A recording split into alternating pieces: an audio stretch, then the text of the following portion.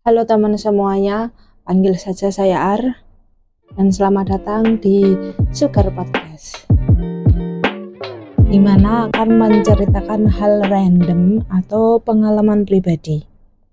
Tapi kali ini saya akan menceritakan masa kecil aku yang random.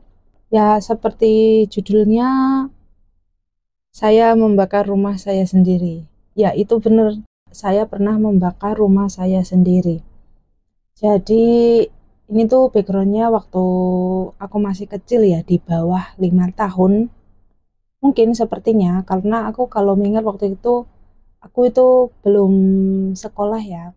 Waktu itu aku tinggal di Riau, Sumatera. Dan saya nggak jelas Sumateranya itu, kalau Riau itu Sumatera mana ya. Yang jelas itu adalah di Riau, Sumatera. Dan saya ikut bapak saya dong tentunya.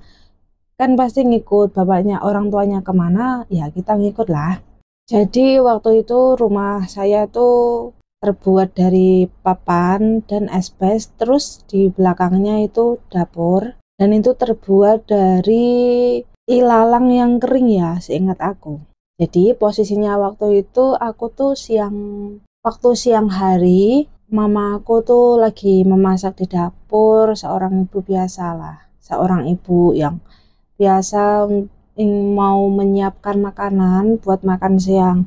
Tapi sebelumnya kita tuh paginya itu kita dari pasar. Semua diajak ke pasar. Aku tuh 3 bersaudara waktu itu. Dan aku anak yang pertama. Tapi aku masih balita. Mamaku lagi masak di dapur, aku ingat banget. Terus namanya anak kecil ya. Terus apalagi aku tuh anak pertama. Terus aku tuh mungkin waktu itu ngerasa kayak pingin unjuk gigi gitu ya sama adik-adikku, pingin pamer kalau aku tuh bisa melakukan suatu hal yang wow, keren gitu kan.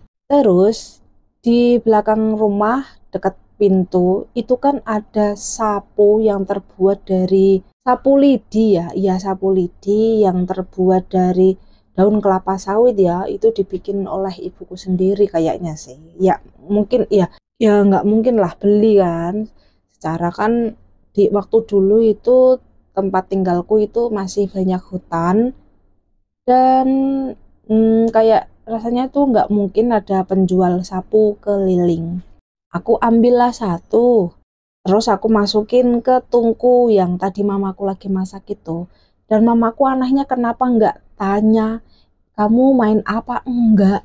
Terus namanya atap yang terbuat dari, otomatis kan kayak ada buntutnya, ekornya itu yang menjuntai ke bawah.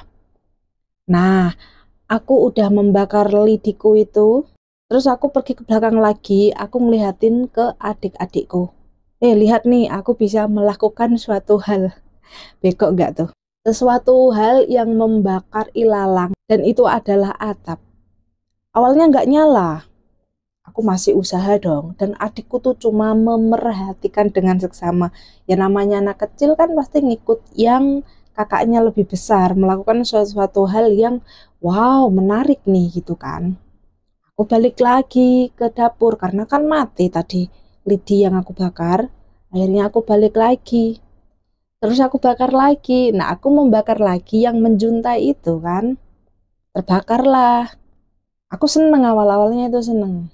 Terus makin lama kok makin besar. Aku padamkan pakai biting yang 1 biji tadi. Kayak aku sabetin gitu loh biar mati.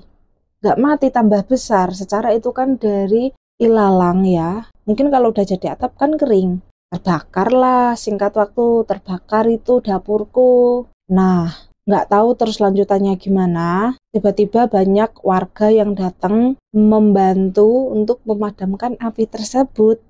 Dan waktu itu aku ngerasa aku tuh nggak melakukan kesalahan. Mungkin anak kecil itu nalurinya memang seperti itu ya, karena waktu itu aku nggak ngerasa kalau aku tidak melakukan kesalahan. Sampailah sebelum api membakar habis seluruh rumahku, rumah bapakku tepatnya, rumah orang tuaku, itu sudah dipadamkan oleh warga yang hampir merembet ke rumah utama. Terus yang aku inget nih, aku nggak dimarahin sama siapapun, sama orang tuaku, sama mama atau bapakku, sama warga yang ikut membantu memadamkan apinya. Nggak ada yang memarahin aku. Aku ingat banget nggak ada yang marahin, mungkin karena masih kecil ya. Terus setelah kebakaran udah dong habis semua itu yang seluruh dapur. Padahal dapur itu adalah aktivitas yang paling inti, istilahnya memasak, bahkan naruh-naruh barang itu di dapur. Semuanya habis. Terus yang paling aku inget bener-bener momennya itu nasi yang dinanak sama mamaku itu jadi hitam semua, hangus.